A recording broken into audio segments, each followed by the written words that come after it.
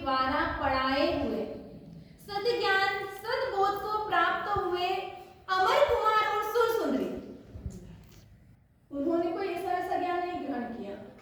ऐसे यज्ञदत्त पंडित जी के पास में भी जो जीवन शैली में उनके जीवन में काम आए, जो जीवन का निर्माण करे, ऐसे वह यज्ञदत्त गुरुजी भी थे। और सुभद्रा साध्वी भी ऐसे उनके जीवन का निर्माण करने वाली ऐसी गुरु मैया मिली। दोनों के द्वारा अध्ययन करने के बाद में ऐसे अमर कुमार और सुरसुंदरी की गुरु भगवत के द्वारा पढ़ाई कर चुके हैं। अब उनके अंदर कितना ज्ञान है, उस परीक्षा की उन दोनों की परीक्षा ली जा रही है। और उस वक्त अमर कुमार से तीनों प्रश्न सुंदरी ने पूछ लिए, अमर कुमार ने सुंदरी से पूछ लिए हैं। अब सुंदरी ने अमर कुमार से प्रश्न पूछे, उसमें से एक प्रश्न तो अमर कुमार ने जवाब दे दिया था और अब दूसरा प्रश्न सुरसुंदरी अमर कुमार से पूछ रही है। वह बता रही है, प्रश्न कर रही है, अमर कुमार उसका जवाब देंगे।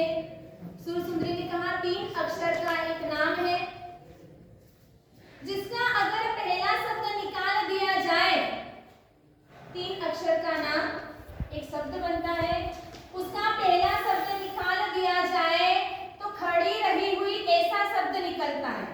खड़ी रही हुई यह शब्द बनता है। दूसरा शब्द निकाल दिया जाए तो विधवा, विधवा को क्या कहते हैं वह शब्द निकलता है, बनता है। और तीसरा शब्द निकाल दिया जाए तो अनाज के अंदर वह चीज डाल दी जाए तो वह सड़ने से अनाज बच सकता है। 3 अक्षर का एक शब्द बना है। 3 शब्द का अक्षर, 3 अक्षर का शब्द, पहला शब्द निकाल दिया जाए, हाँ तो खड़ी रही हुई शब्द बनता है। दूसरा शब्द निकाल दिया जाए तो विधवा का सिमिलर यानी पर्यायवाची विधवा को क्या कहते हैं वह शब्द निकलता है। और तीसरा शब्द निकाल दिया जाए तो अनाज के अंदर वह चीज डालने पर अनाज खराब नहीं होता है। बताइए। सुरसुंदरी ने अमर से पूछा, हाँ नखरी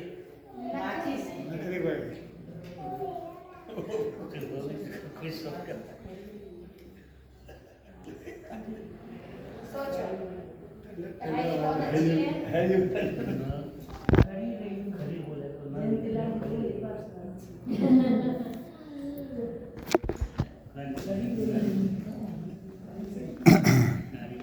दूसरा शब्द निकाला है रंडी राडी गुजराती में इसे कहते हैं राडी उरेलाजी, उसको कहते हैं। और तीसरा शब्द निकालते हैं तो राख। पहले के समय में पारा की गोलियां नहीं डालते, ऐसी राख डालते थे। हाँ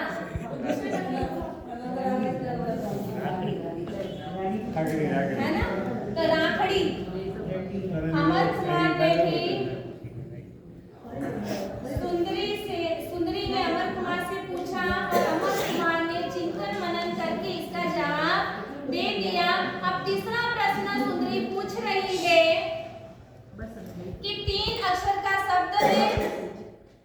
हाँ, अब उन्होंने पहले ही पूछी मेरे 3 अक्षर का एक शब्द जिसमें पहला शब्द निकाल दे तो शादी के समय सबसे पहले उस चीज का उपयोग करते हैं हम। फिर दूसरा शब्द निकाल दिया जाए तो अगर घर के आंगन में वह खड़ी हो तो दूध दही घी की कभी हमें समस्या नहीं आती है। और तीसरा शब्द निकाल दिया जाए तो यह कार्य कभी किसी को करना नहीं चाहिए, नहीं तो दुर्गति हो जाती है। 3 शब्द का एक अक्षर शब्द बना हुआ है। पहला शब्द निकाल दिया जाए तो शादी के समय सबसे पहले उसका उपयोग करते हैं हम। दूसरा शब्द निकाल दिया जाए तो घर के आंगन में वह खड़ी रहे तो दूध दही घी का कभी समस्या नहीं आती उसकी। और तीसरा शब्द निकाल दिया जाए तो यह कार्य किसी को करना नहीं चाहिए, अगर यह कार्य किसी ने करा तो उस व्यक्ति की दुर्गति हो जाती है। बताइए। बहुत अच्छा है। और तीनों शब्द से जो अर्थ निकलता है वह आपकी पैरों को शोभा देने वाला शब्द है।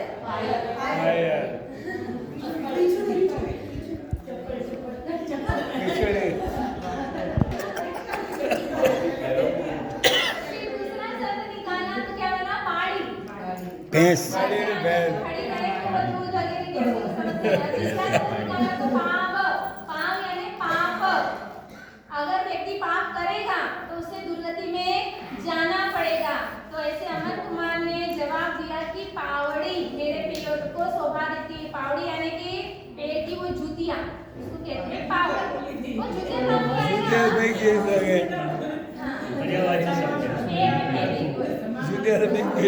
अब राजा कह रहे हैं, दोनों तरफ से नगर में सभाजन बैठे हुए हैं, तालियों की झनकारें हो रही है, चारों ओर से गूंज उठे हैं सुंदरी और अमर कुमार की जयकारें। अब राजा दोनों से एक एक प्रश्न पूछ रहे हैं।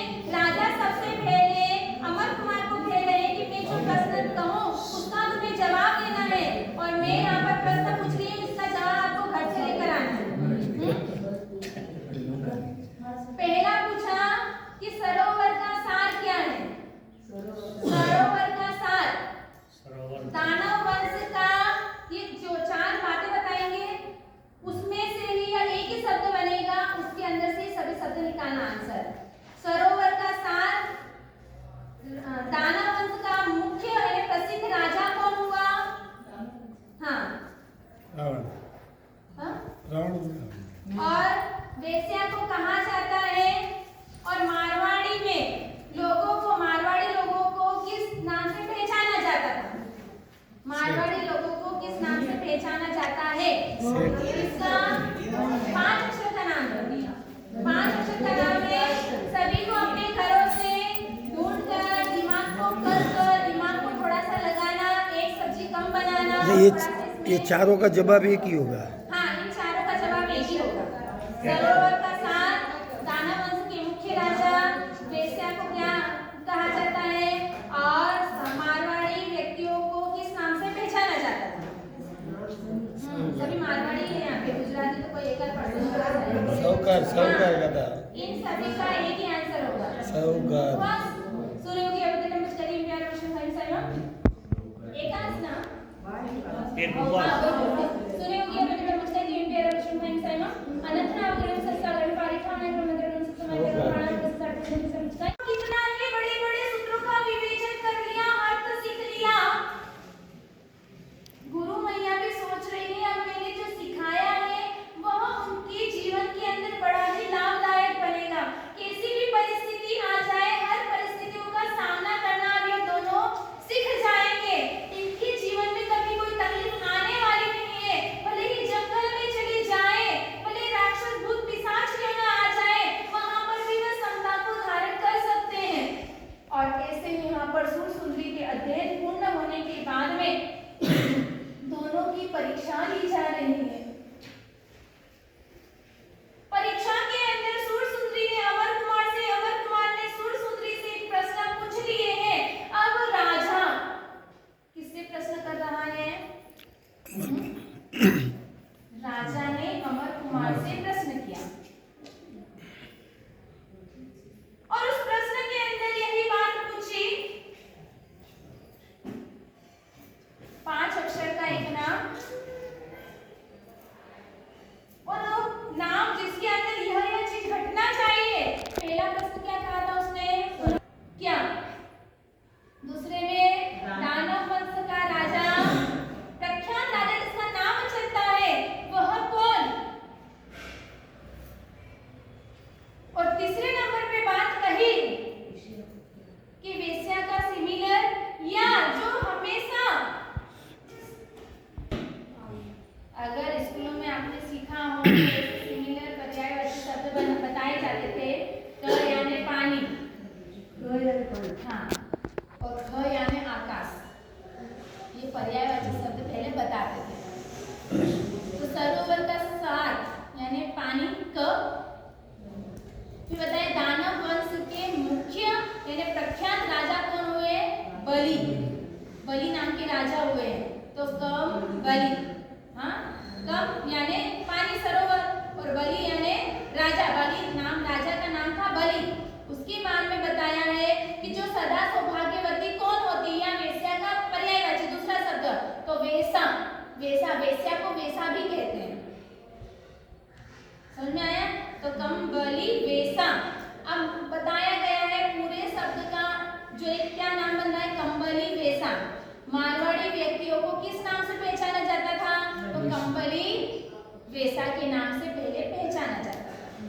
देखो आप मारवाड़ी हो लेकिन आप लोगों को मालूम नहीं कि हमको किस नाम से पहचानते हैं। हाँ, कंबली वेसा के नाम से मारवाड़ी व्यक्तियों को पहचाना जाता था।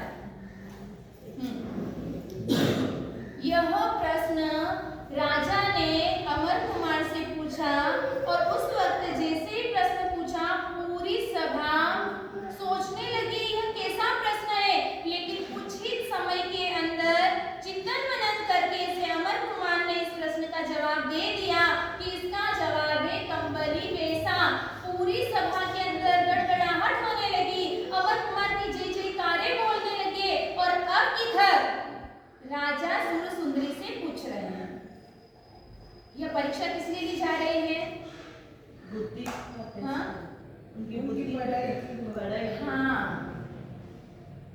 वह सोच रहे हैं कि अब मेरी बेटी के हाथ पीले करने हैं, पढ़ाई तो खूब करे लेकिन इसके अंदर कितना है इसकी जानकारी हो जाए तो उसके हिसाब से इसका वर भी मुझे ढूंढना पड़ेगा। अब राजा बता रहे हैं, पूछ रहे हैं सुंदरी से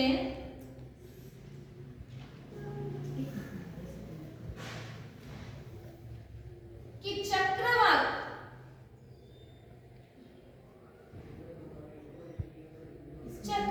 किसके कारण दुखी होता है? चक्रवाक एक पक्षी आता है ना, चकवाक। हाँ, चातक पक्षी हो जाता है। हाँ, चक्रवाक पक्षी को दुख किस कारण से होता है? दूसरे नंबर पे कहा, ये जो मैं बता रही हूँ ना उसका शब्द एक ही बनना चाहिए, एक ही शब्द उसके अंदर आना चाहिए।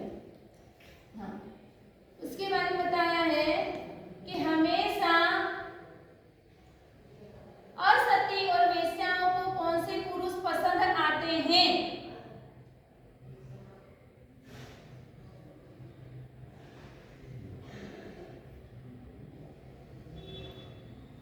लिख तो बहुत रहे हो ना,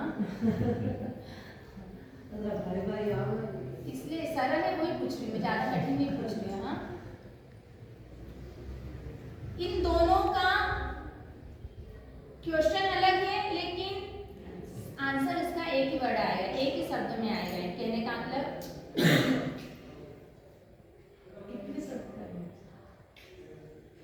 साढ़े चार।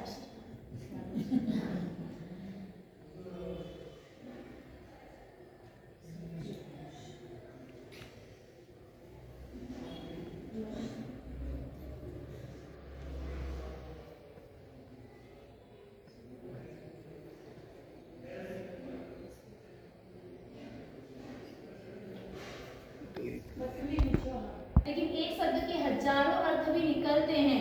तो ऐसे सूर्य अस्त होता है सूर्य, तो उसके दुख के कारण चक्रवाक उपचक्रवाकी अलग हो जाते हैं। और अर्थमंत यानी कि अर्थ यानी कि धनवान व्यक्ति ही असती और वेश्या को वह पसंद करते हैं। जैसे इन दोनों ने प्रश्न का जवाब दिया, सब दूर चारों खुशियारी फैल गई और राजा ने खुश होकर ऐसे अमर कुमार को हीरे का हार भेंट कर दिया, गले में डाला और ऐसे सुंदरी को रत्नों से जड़े कंगन दिए।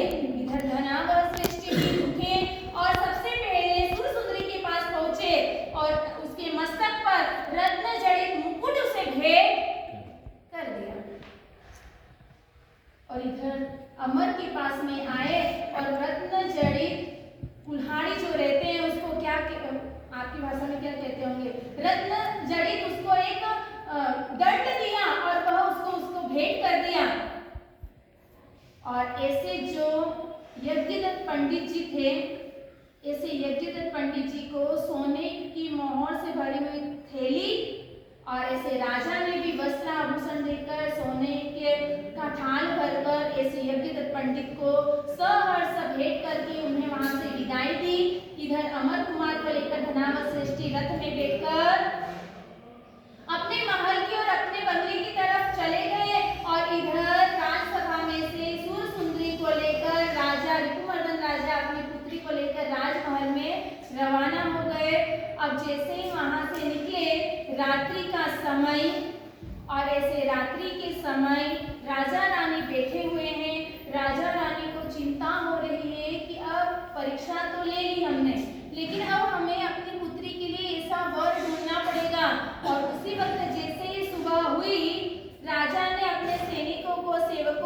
भेजा अन्य राज्यों के अंदर जहाँ राजा है वहाँ पर आप देख कर आए, कोई ऐसा आपने सुंदरी जैसा वर मिलता हो तो हमें जल्द से जल्द अपनी पुत्री का विवाह, जैसे अपने बच्चे बड़े होते और माता पिता को चिंता होती है, जब तक बच्चे नहीं होते तब तक पुत्र पुत्री की इच्छाएं होती है कि हमारे घर पर एक भी बच्चा नहीं, फिर पढ़ाने की चिंता होती है, पढ़ने के बाद में उनकी क्या होती है चिंता, उनके विवाह की होती है, उन्हें जॉब लगी या नहीं, बिजनेस पे लगाए या नहीं, उसके बाद में शादी की चिंता होती है।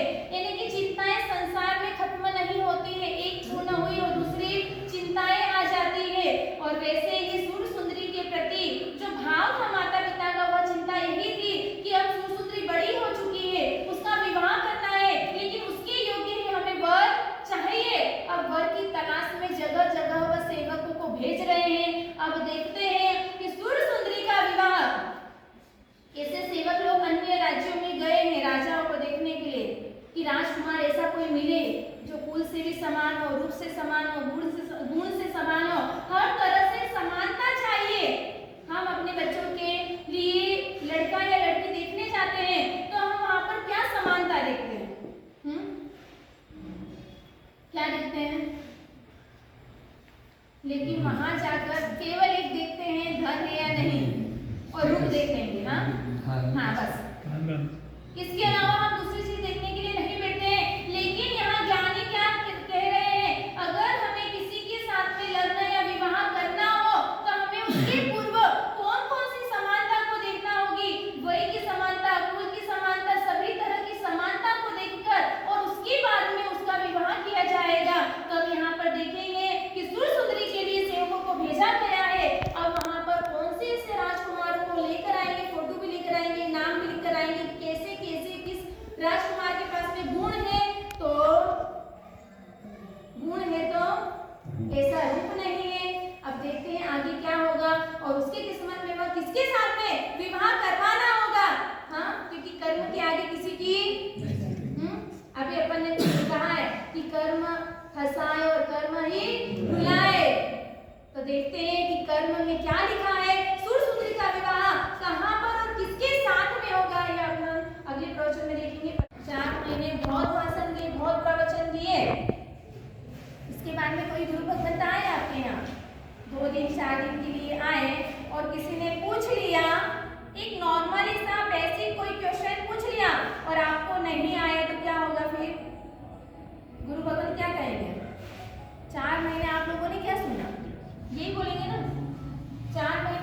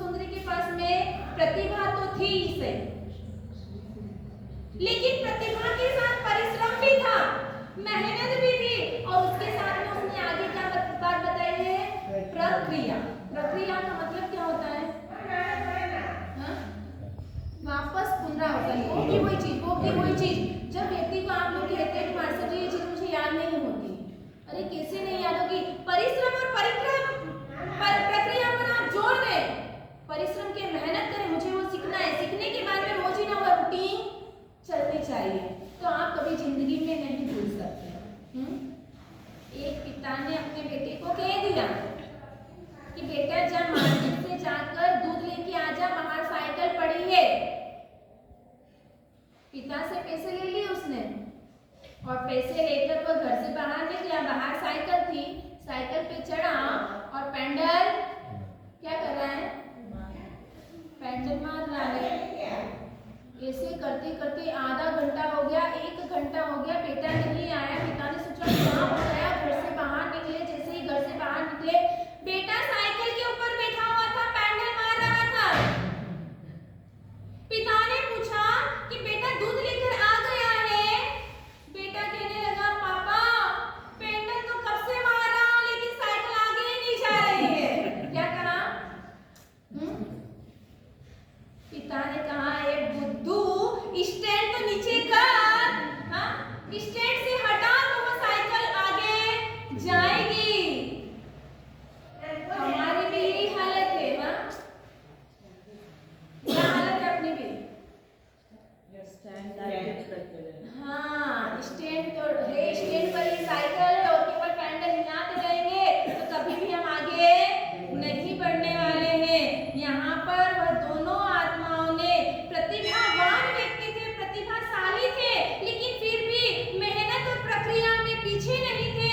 इसलिए आज उस शिखर पर वह दोनों आत्माएं पहुंच गई। राजसभा में परीक्षा हो गई, जय जयकार हो गई, अमर और सूर सुंदरी की चारों ओर चर्चाएं हो रही है। और ऐसे ही राजसभा का विसर्जन हुआ, सभी अपने अपने घर पर पहुंच गए। अब माता पिता को चिंता हो रही है कि सुंदरी का विवाह अब करवा देना चाहिए, अब ज्यादा देर नहीं करनी चाहिए, समय आते ही व्यक्ति को कार्य कर देना चाहिए। चिंतित है, सेवकों को भेजा गया अन्य राज्यों के अंदर राजकुमारों की तलाश के लिए। कई जगह वापस जब सेवक आए तब कहते हैं कि यह व्यक्ति, यह राजकुमार रूपवान है लेकिन गुणवान नहीं, कोई गुणवान है तो रूपवान नहीं, कोई रूपवान है तो सिलवान नहीं, कोई सिलवान है तो रूपवान नहीं। किसी के अंदर दोनों गुण मिलते हैं, रूप भी है गुण भी है, लेकिन कुल से उच्चता नहीं है। कोई जैन धर्म में है लेकिन रूप नहीं है, किसी के अंदर रूप भी है गुण भी है लेकिन सुरवीरता नहीं है। अब हर व्यक्ति के अंदर हर चीज मिल सकती है, थोड़ा तो कॉम्प्रोमाइज करना ही पड़ता है ना चंद्र से, हाँ थोड़ा तो कॉम्प्रोमाइज करना ही पड़ेगा। जब राज सेवक आके राजा को बताया कि ऐसे ऐसे जगह जगह पर मिले हैं, अब राजा चिंतित हो गए कि हमारी पुत्री के अंदर भी रूप भी है, गुण भी है, सुरवीरता भी है, धर्म में श्रद्धावान भी है। अगर हम ऐसे वैसे राजकुमार के साथ में अपनी बेटी का विवाह करवा दें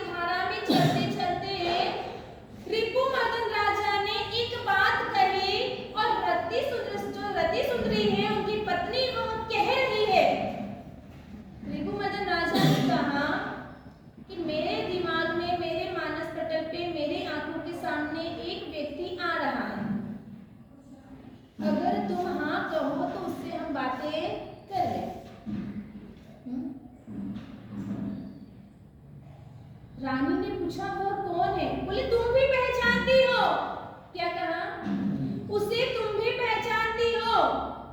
बोले कौन? बोले अपने इसी नगर के धनावश श्रेष्ठी का पुत्र जिसका नाम अमर कुमार है, राज्यसभा के अंदर जिसकी परीक्षा ली गई थी, बड़ा ही रूपवान, शीलवान, धैर्यवान, गुणवान, शौर्यता और ऐसा धर्मी परिवार है।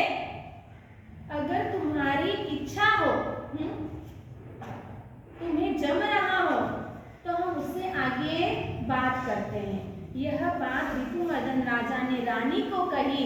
अब रानी देखते हैं कि रानी ऐसे रिपुमदन राजा के बातों को सहमत करेगी या नहीं करेगी। हम अगले प्रवचन में देखेंगे। वहाँ पर यज्ञदत्त पंडित को भी सम्मानित किया गया। ऐसा राजगुरु के पद पर उन्हें सम्मानित किया गया कि हमारे राजपुत्री को और ऐसे अमर कुमार को जो अध्ययन करवाया है, बहुत ही सुंदर तरीके से अध्ययन करवाया गया है, तो उन्हें भी राज्य की तरफ से सम्मानित किया गया। और यह कहा गया कि आप प्रतिदिन अब हमारी राजसभा में आए और उच्च स्थान पर आप भी बैठे। माता पिता को शादी की विवाह की चिंता सताने लगी। जगह जगह पर सुरसुंदरी के लिए राजकुमार की खोज होने लगी, लेकिन कहीं पर कोई भी योग्य व्यक्ति नहीं मिला। राजा की और रानी की इच्छा थी कि हमारे यहाँ पर योग्य कुल का, शील का याद रखना, कभी भी किसी का विवाह करें आप। अपने परिवार में कोई भी बच्ची हो या बच्चा हो आपका, अगर आप विवाह के लिए कोई लड़का या लड़की देखने जा रहे हैं, तो 5 बातें तो आप बिल्कुल अवश्य ध्यान रखें। उसमें हमें समानता देखनी है, कुल की समानता, वय की समानता, शील की समानता, हाँ, कुल, वय, शील, फिर धन की समानता। ये समानता तो हमें देखनी ही देखनी। अगर कुल हमारा उच्च कुल है और हम जो देखने जा रहे हैं वहां पर धन तो है, लेकिन कुल की समानता नहीं मिली। हमारा उच्च कुल है, उसका कुल नीचा है, तो हमें वहां पर देख कर भी भले कितना भी धन दौलत हो, लेकिन कुल की समानता देखे बिना हमें देना ही नहीं अपने बच्चे को। शील की यानी आचार विचार की, हमारा आचार विचार, हमारे घर के आचार विचार कैसे हैं, सामने वाले के घर के आचार विचार कैसे हैं। हम अपने घर पर जमी कन की एंट्री नहीं होती, पूजा पाठ प्रतिदिन होते हैं, हमारी बच्ची इस तरह से ढली है, इस तरह से बड़ी हुई है, और हम जिस जगह पर जा रहे हैं वहां पर धर्म नाम का कोई लेस मात्र भी, कोई अंश भी नहीं वहां दिखता है। उनके घर पर मंदिर, पूजा पाठ, जमी कन क्या चीज होती है, उन्हें उस चीज से कोई लेना देना ही नहीं। तो वह लड़की वहां जाकर दुखी हो जाएगी। इस चीज की, शील की तो समानता हमें देखनी ही देखनी। आचार की समानता देखे बिना हमें करना ही नहीं। एक बार धन की समानता थोड़ी ऊंची नीची होगी तो चलेगी, लेकिन शील की समानता तो हमें देखना है कि जैसा हमारा घर धर्मिष्ठ है, वैसा ही सामने वाला भी घर हमें खोजना चाहिए। और यह चीज नहीं होने के कारण ही घर के अंदर आपसी मतभेद होता है, तलाक होती है, क्योंकि एक दूसरों के आचार विचार को हम समझ नहीं पाते। गुजरात में एक गांव था जहां पर 2 बहनें कॉलेज पढ़ने के लिए गई। यह सत्य हकीकत घटना करीबन 5 से 7 साल पुरानी ही यह घटना है। 2 बहनें कॉलेज में पढ़ने जाती, वहीं पर सिटी में ही रहती, और जिस कॉलेज में जाती थी उसी कॉलेज के अंदर 2 भाई भी पढ़ते थे। अब दोनों भाइयों का, दोनों बहनों का एक दूसरों से लव हो गया। कुछ देखा करा नहीं, रूप देखा, लड़की के अंदर भी रूप देखा और लड़के में पैसा देखा। लड़कियां पैसा देखती और लड़के रूप देखते हैं। और यहाँ पर जैसे देखा दोनों के अंदर लव हुआ और दोनों बहनों ने उन दोनों भाइयों के साथ में विवाह कर लिया। अब ऐसे करते करते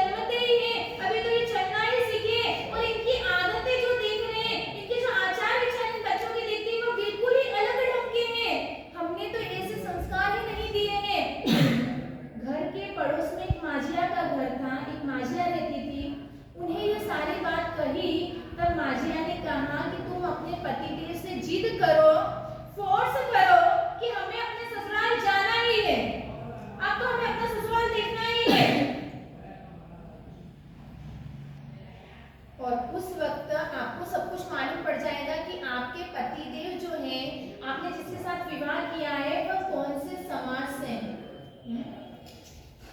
घर पर आए पतिदेव, दोनों बहनों ने बहुत फोर्स किया तो पति ने कहा, पति और दोनों के मन में विचार हो गया आया कि कोई बात नहीं, अब तो इतने इतने साल हो गए हैं, हाँ अब अगर इन्हें हकीकत मालूम भी पड़ जाए तो कोई छोड़कर हमें जाने वाली नहीं है।